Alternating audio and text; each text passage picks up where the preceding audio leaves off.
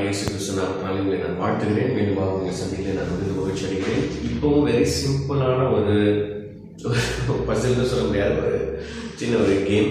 பிள்ளைங்ககிட்ட நம்ம என்ன பண்ண போகிறோம்னா, கொஞ்சம் பெரிய பிள்ளைங்களை விளையாட வைக்கலாம், சின்ன பிள்ளைங்களும் அவங்க என்ஜாய் பண்ணுறதுக்காக விளையாட வைக்கலாம். அது ஒரு 5th 4th 5th இருந்த பிள்ளைங்க கூட நீங்கள் இதை விளையாட வைக்கலாம். பெரிய பசங்க விளையாட வச்சுன்னா கொஞ்சம் அவங்க ஈஸியாக கண்டுபிடிச்சிருவாங்க. So 80% fail this simple test அப்படின்னு போட்டுருக்குது. இதில் வந்து 1 is equal to 11, 2 is equal to 22, 3 is equal to 33, 4 is equal to 44, 5 is equal to 55, 6 is equal to 66. அப்போ 11 is equal to question mark. ஓகேங்களா? 1 22னா 1 11, 2 22, 3 33, 4 44, 5 55, 6 66. அப்போ 11 எவ்வளோ? 6 66னா 7 வந்து 77, 8 88, 9 99, 10 100. அப்போ 11 அப்படி பிள்ளைங்க யோசிக்க ஆரம்பிச்சிருவாங்க. ஆனால் சில பிள்ளைங்க டக்குன்னு சொல்லிடுவாங்க.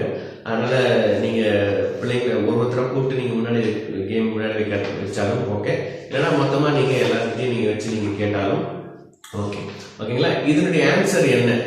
Very simple. 1 is equal to 11. அப்போ 11 is equal to எவ்வளோ? 1. அவ்வளோதான். Very simple. ஓகேங்களா? இதெல்லாம் ஒரு கேமா பிரதர் அப்படின்னு நீங்கள் கேட்டுறாருங்க. பிள்ளைங்க கொஞ்சம் அவங்களை திங்க் பண்ண வைக்கிறதுக்காக ஓகேங்களா இந்த கேம் நீங்கள் விளையாட வைக்கலாம். சரி, இதுல இருந்து நம்ம பிள்ளைங்களுக்கு நம்ம என்ன சொல்லி தரலாம்? வெரி சிம்பிள் தான், கான்செப்ட் வெரி சிம்பிள் தான். ஒரே ஒரு வேத வசனத்தை நான் வாசிக்கிறேன். சிம்பிளிசிட்டி தான் இதுல பாயிண்ட். ஓகேங்களா? மத்தேயு எழுதின சுவிசேஷம் 11ஆம் அதிகாரம் கடைசி வசனம் 29-30 நான் வாசிக்கிறேன். மத்தேயு 11:29-30. நான் சாந்தமும் மனத்தாழ்மையுமா இருக்கிறேன். என் நுகத்தை உங்கள் மேல் ஏற்றுக்கொண்டு என்னிடத்தில் கற்றுக்கொள்ளுங்கள், அப்பொழுது உங்கள் ஆத்துமாக்கு இளைப்பாறுதல் கிடைக்கும். ஏசப்பா சொல்றாங்க, நான் சாந்தமும் மனத்தாழ்மையுமா இருக்கிறேன், என்னிடத்துல நீங்க கற்றுக்கொள்ளுங்கள், அப்பொழுது உங்கள் ஆத்மாவில் இளைப்பாறுதல் கிடைக்கும். ஏசப்பா கிட்ட இருந்து நம்ம கற்றுக்கொள்ளும் போது என்ன நடக்குது? ஏசப்பா நிறைய பேர் நினைக்கிறாங்கன்னா கற்றுக்கொள்ளுகிறதுனா ஐயோ ரொம்ப கஷ்டம், இதெல்லாம் எப்போ நான் பைபிள் படிச்சு எப்போ நான் புரிஞ்சுக்கிறது, நான் சின்ன பையனா இருக்கேன், நான் ஸ்கூலுக்கு போறேன், எனக்கு இந்த பைபிள்லாம் ஒண்ணுமே புரியவே மாட்டேங்குது, இவ்வளோ பெரிய பைபிள் இருக்கு, 66 புஸ்தகம்னு சொல்றீங்க, இதெல்லாம் நான் எப்போ படிச்சு எப்போ எனக்கு புரிய போகுது அப்படின்னு நீ நினைக்காது தம்பி தங்கச்சி. ஏன்னா இது அடுத்த வசனத்துல ஏசப்பா என்ன சொல்றாரு பாருங்க. சொல்றாரு கற்றுக்கொள்ளுங்கன்னு சொல்லிட்டு அடுத்து சொல்றாரு, என் நுகம் மெதுவாயும் என் சுமை லகுவாயும் இருக்கிறது.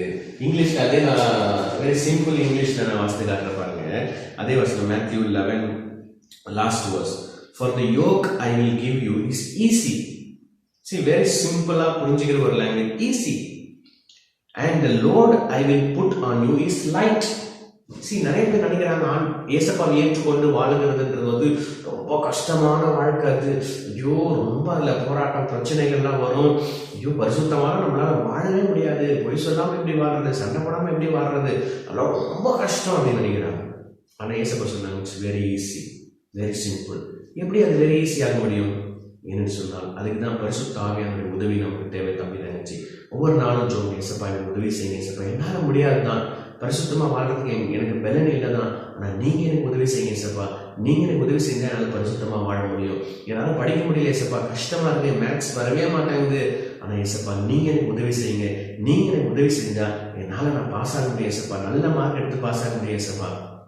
பாரு ஏசப்பா சொல்றாங்க கஷ்டம் கிடையாது, ஈஸி தான், வெரி சிம்பிள் தான். இந்த கேமை நம்ம பார்த்தோம்.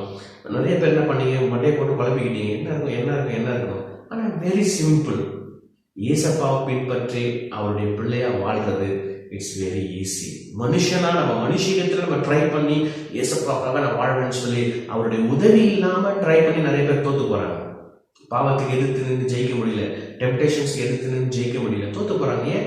சுயமுயற்சியில் இறங்குறாங்க. ஆனா நீ சுயமுயற்சியில இறங்காத தம்பி தங்கச்சி, ஏசப்பா நீங்க எனக்கு உதவி செய்யுங்க, எனக்கு பலம் கிடையாது, நீங்க உதவி செய்யுங்க ஏசப்பான்னு சொன்னா ஏசப்பா உன்னை பலப்படுத்துவாங்க. அதுக்கப்புறம் அந்த டெஸ்ட்டுக்கு அப்புறமா, அந்த சோதனைக்கு அப்புறமா, டெஸ்ட்னு சொன்னா சோதனை, அந்த சோதனைக்கு அப்புறமா நீ யோசிப்ப, நானா இவ்வளவு தைரியமா இருந்தேன், நானா இந்த சோதனையை ஜெயித்தேன், என்னுடைய பரிசுத்தத்தை நானா பாதுகாத்து கொண்டேன். எஸ், நீதான் செய்த, ஆனா உனக்கு உதவி செய்தது யாரு? ஏசப்பா. இந்த ஒரு விஷயத்தை தான் பிள்ளைங்களுக்கு நம்ம இந்த ஒரு கேம் மூலமாக நம்ம சொல்லித்தர போகிறோம். மீண்டுமாக மறுபடியுமாக ஒரு கேம் இந்த பசங்களோட நான் உங்களை சந்திக்கிறேன்.